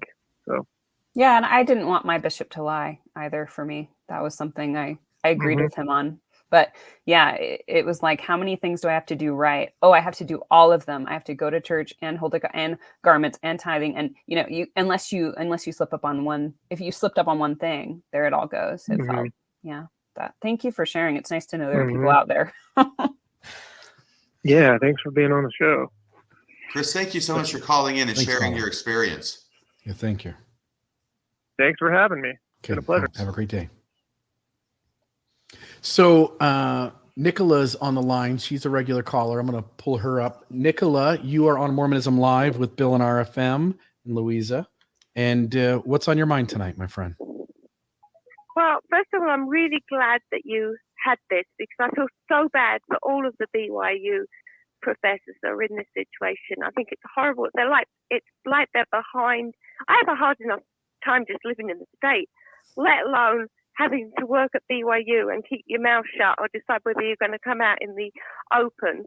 But Martha Beck was one of the books that my husband read to me when we were leaving the church.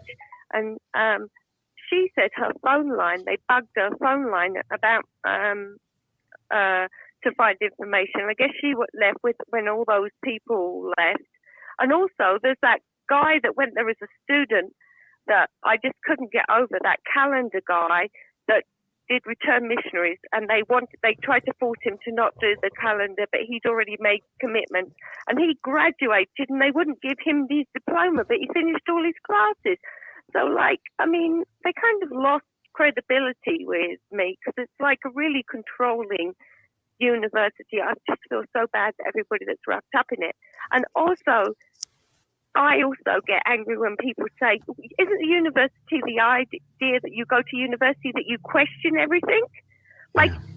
University is a time that you're meant to figure things out. It's like a time that things are meant to grow. And I mean, the fact if you lose it, even if you're in a professor and you're at university, I've heard of other professors that have been working for other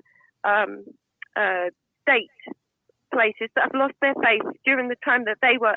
I actually know some that have lost their faith while they've been at other universities, and they haven't even had to come out and discuss it. It's just really, really so evasive that they make you come out and discuss how you feel about things that are personal. Because right now, I couldn't even tell you what I believe and what I don't believe. Yeah. Right. Thank you. So I appreciate you coming on there. I really do. Thank you, Nicola. Thank you, Nicola. Thank you so much. And I wanted to follow up on something that Nicola said is about this control. And when she said, isn't a university a place you go to question everything? And I went, no, because that's absolutely not what BYU is about. BYU is a place where you go to learn nothing and to not be challenged with anything, but to recite what you have learned since you were a kid in primary, which is one of the reasons I say that in the LDS church, you never really graduate from primary. Yeah, it is a strange thing, right? Like we look at Scientology and it it goes through its ex-members' trash. It follows them in vehicles. It buys houses sometimes next door to them so that they can spy on them. And you think that's insane. That's insane. But then you see what the church did with following, putting spies at the gay bars and around Provo and trying to essentially watch what members do. We've got the Strengthening Church Members Committee. You've got the stuff that goes on where you talked about the tape recorder under the desk. Mormonism is just a small little hop, skip, and a step away from doing the very things that Scientology does that we're all appalled by. And something that's kind of so obvious that it escaped me until just a second ago, which is I should not overlook the whole reason the system and this office is put in place. Yeah. And that is to have periodic, regular interviews with faculty members to make sure that they are still following the covenant path, to coin a phrase. And if they have strayed from it, that consequences will ensue. Yeah. Yeah. Everything is a form of you better say the right things or we will punish you in some way. Right. And we've got all these systems in place in the LDS Church to monitor that and make sure that nobody is going off the reservation. Tithing settlement too. We celebrate Christmas, that special holiday season, by making sure that members are paying their tithing so that they can qualify to go to the temple, so that they can be not terrestrial people, Louisa, but celestial people. Yeah, Mormonism argues it's there to make families together forever, but it actually argues the position that the family is already essentially together forever. If you don't check all the boxes, now you won't be. Yeah, the Celestial Kingdom is a club, and there are membership dues that must be paid. Yeah, and if you're high enough up, you get a second anointing too, right, RFM? Oh my gosh. I skipped the second anointing. I went right to the third anointing. Have you not been looking at my Facebook page? I haven't. I'll have to check it out. I'll look at it tonight after the show. We got 2 more callers. We'll try to sneak in here really quick. Sam wants to ask how the church can improve this problem. Sam, you're on Mormonism Live with Bill Reel and RFM and Louisa. What are your thoughts tonight? Hi, Bill and RFM.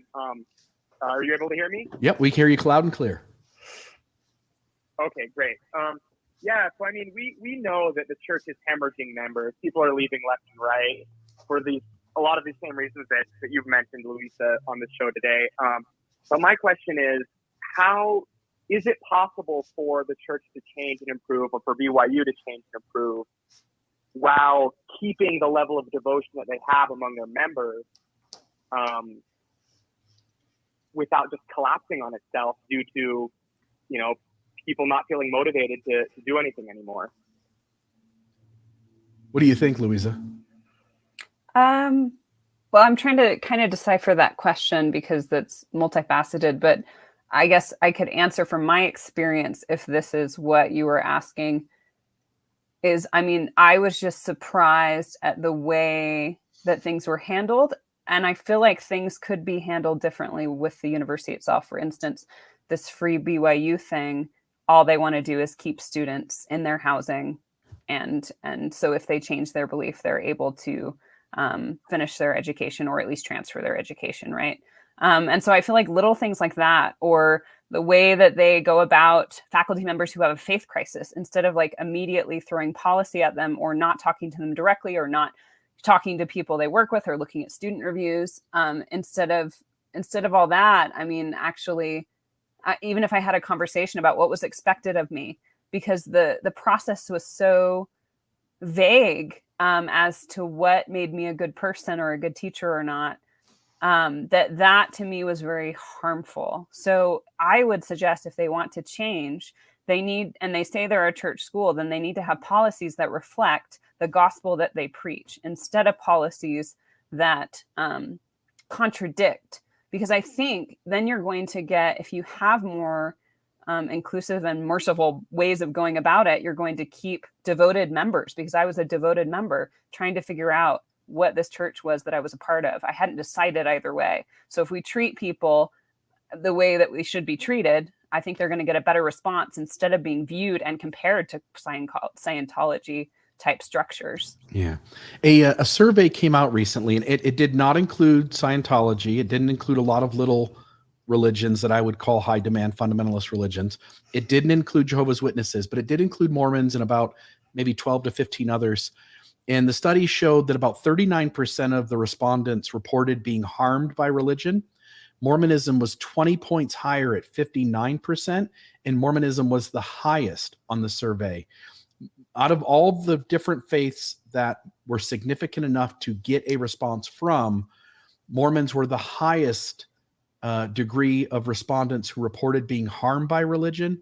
Atheists were second, which makes sense. Atheists generally would have left some religion out of feeling the harm that came from it. Some of those atheists would be former Mormons, but just actual believing part of the faith Mormons, 59%, this was young people, by the way, 59% reported being harmed in some way by their faith. That to me is astounding.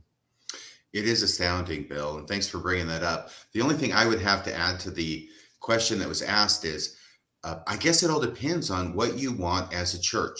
Do you want people as members who actually have true devotion to the church and to the tenets of the church and the beliefs that the church wants you to have? Or do you want people who pretend? Yeah. And then who lie about it to your face? Because I think that the system that's set up, I understand, I think, why they're doing it. But, Bill is the heart of the program.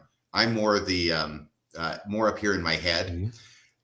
It doesn't seem very effective. In fact, it seems counterproductive to do things the way they're doing, because what they're actually doing is creating a system that produces fake Mormons. Their own abuse and unhealthiness creates the very enemies of the church. In other words, if the church said, look, our truth claims, they are what they are, let's just quit fighting over them. We'll proclaim our message. We'll try to be as honest as we can, not as honest as we know how to be, but actually be honest. And if they just laid it out and said, look, we're going to hold to these stories, but we're going to treat people good, they would have so many less enemies, so many less people pointing out the discrepancies on the history. They'd have so many less people who are pointing out the abuses on social issues and in individual circumstances. And they wouldn't have to combat that. Anytime someone starts to get curious, they're going to go on the internet and find the very people that the church abused, pointing out those abuses, and it ends up pulling more people out of the church. They're their own worst enemy. Right. And I understand, just so you know, I understand the church having concern with professors in the religion department, that they are, they're spouting the party line. They're not subverting the leadership of the church or doing things or teaching things contrary to the doctrines of the church. That I get. But when you're out here in the dance department or English department or whatever department that has nothing to do with teaching the gospel or the principles of the church, then it seems a bit overboard. And in fact, as we have seen, counterproductive. Yes, go ahead. Here's just a quick suggestion from a believing point of view. If you believe in a bishop's endorsement, then let's believe that the bishop, has that authority to make that call. My bishop did endorse me, but the policy itself stopped him from saying, you know what, she's fine to teach at BYU. She has enough of a spiritual grounding. She's not completely throwing everything out of the church. She believes in good things. Let her teach. But the fact that they don't actually care about the bishop's endorsement, they care about the answer to that question. I think that's a big problem. That if you're maybe a believing, and then of course you get into problems with bishop's roulette, but if you are a believing member, maybe you actually take that into consideration, where somebody's job is not on the line based on a small checklist. There's much more that you could consider in that situation. Like student evaluations? Sure. I mean, I don't think students should have that much power, but I would support that because I loved my students and I think they loved me. By the way, that reminded me of the other thing I was going to say about this whole Tattletale program. That's a bad idea for a number of reasons. And the third thing that occurs to me is, so what do you do if you're a student and you have a professor you don't like? Mm-hmm. Yeah. It's rife with abuse. It's abusive in the first place, but even this abusive program is subject to its own abuse. Yeah. Somebody's asking, they've got a foreign looking name. They're asking what the SCMC is. It's a Strengthening Church Members Committee. The church tried to keep it secret maybe about a decade and a half ago. It clearly admitted, maybe more than that, right? 1990. 20, yeah, okay, so much longer. It clearly admitted that the organization exists. It's a committee. By the way, it accidentally slipped. Yeah, out. It's a committee of members and leaders who watch all of the conversations that are taking place including print. Ours right now tonight. Yep, including ours tonight, in media, in print.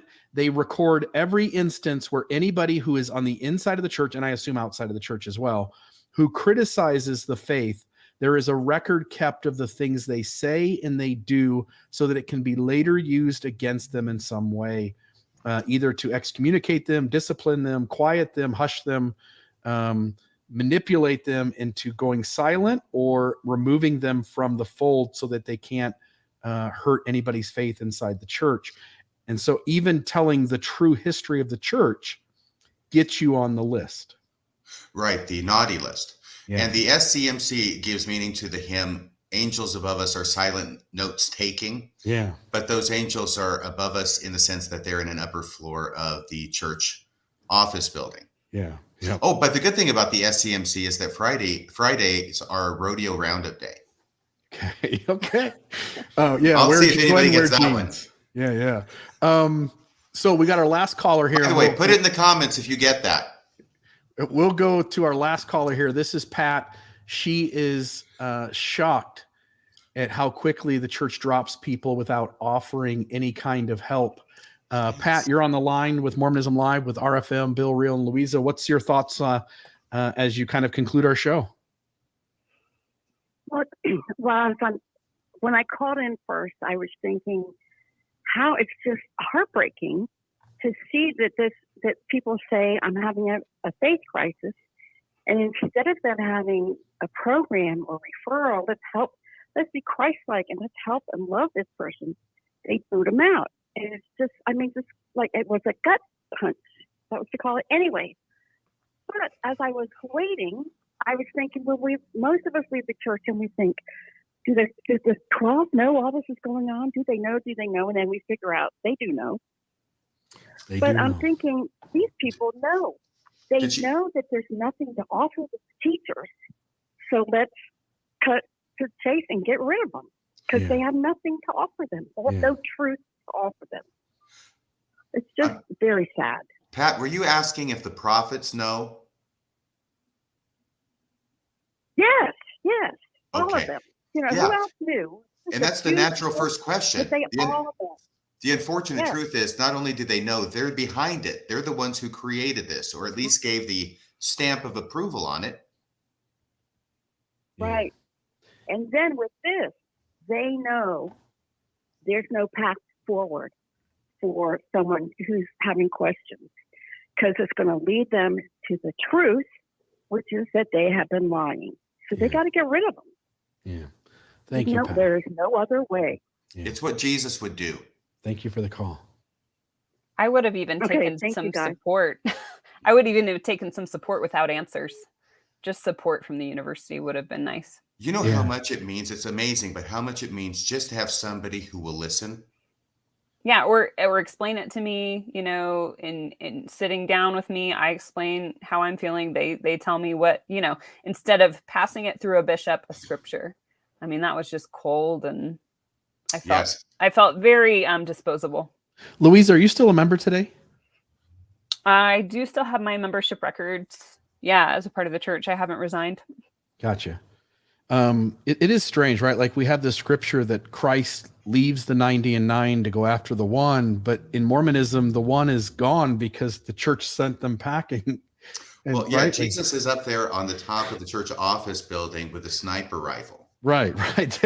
Picking people off one at a time. Yeah, he's up there on the bell tower or the clock tower. Oh man. Yeah. By the way, go ahead. I'm sorry. Well, yeah, and it didn't do anything really to help my faith crisis. So I might still be a member in documents, but I haven't been for a little while, and it damages people when they're treated like that. So it wouldn't matter if you resigned or not, Louisa. They're still counting you. Yeah. So. Well, just for my own beliefs, which they care so much about. Yeah, I want to say most of our shows, we get about 350 to 450 during the live portion of the show watching. And tonight I saw at least at 1.508. So great show, by the way, great conversation. I think people really loved it as I watched the comments and everything. And I know RFM will want to say thank you as well, but I just want to say thank you for your time too. I do want to say thank you so much, Louisa. And I don't want to end this with a joke because it's not really a joke. No, but there are two. I attribute this high number not only to the subject and to you being on, but there really are only two kinds of beings in the galaxy: those who can dance and those who can't. Amen. And the leaders of the church can't dance. No. I really appreciate the support. I think a lot of people are wondering how this process really does work because there's a lot of question marks. Yeah. Thanks for the two of you putting this show together. The conversation, I think, is much needed. And I'm just deeply gracious to both of you for facilitating this conversation. Yes. Thank you again, Louisa. And that website again is louisakillian.com. I also want to do a shout out to Chris for calling in and sharing his experience as well. And thanks to everybody for your comments, for your live chat, for your donations, hint, hint, and for everything that you've done to make this year so great at Mormonism Live.